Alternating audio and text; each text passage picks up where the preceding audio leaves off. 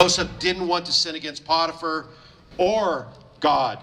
Interesting, Potiphar's wife kept pressing in on Joseph until one day she finally said, "Lie with me." And she grabbed him by his garment, and Joseph, he just took off. He left the garment, she ripped it right off his back, and he started running. That's a good thing to do when we're being tempted, you know? Get out of the house. Start running.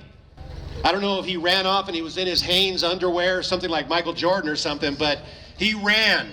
He got out of the situation. Potiphar's wife began to yell that Joseph had tried to approach her and make a move on her.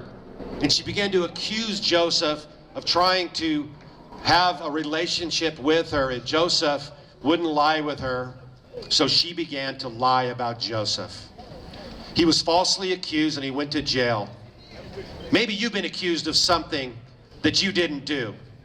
Maybe you are facing a circumstance, the circumstances of someone else's lies or choices like Joseph. But listen to what it says. In Genesis, it says, "But the Lord was with Joseph and showed him mercy and gave Joseph favor in the sight of the keeper of the prison." So now Joseph gets thrown into prison, and he's so good at everything he does, he begins to prosper in prison. So the prison keeper makes him leader over all the prison mates, all the inmates.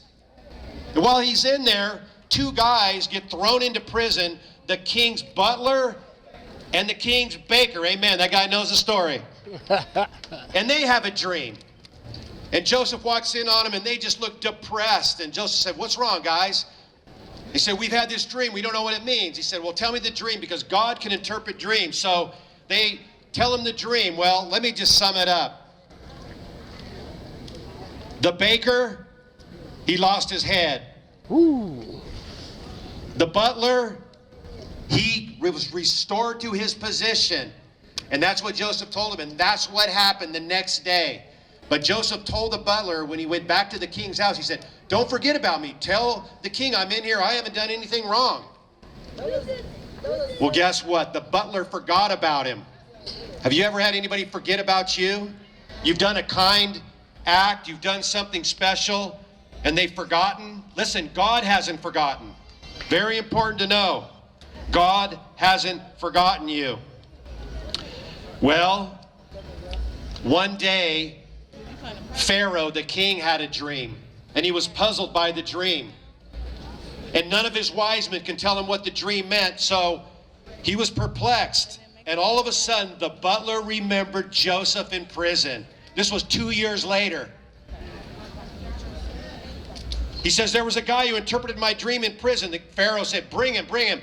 So Pharaoh told him the dream about this vision of these big fat stalks of wheat that grew up, seven of them, and then these skinny ones grew up and consumed the fat ones. And then these big fat cows came out of the river. They looked healthy. And 4 or 7 skinny, ugly cows came out of the river and ate them. And Joseph said, "Look at the interpretation of this dream is there's going to be 7 years of bounty, followed by 7 years of famine."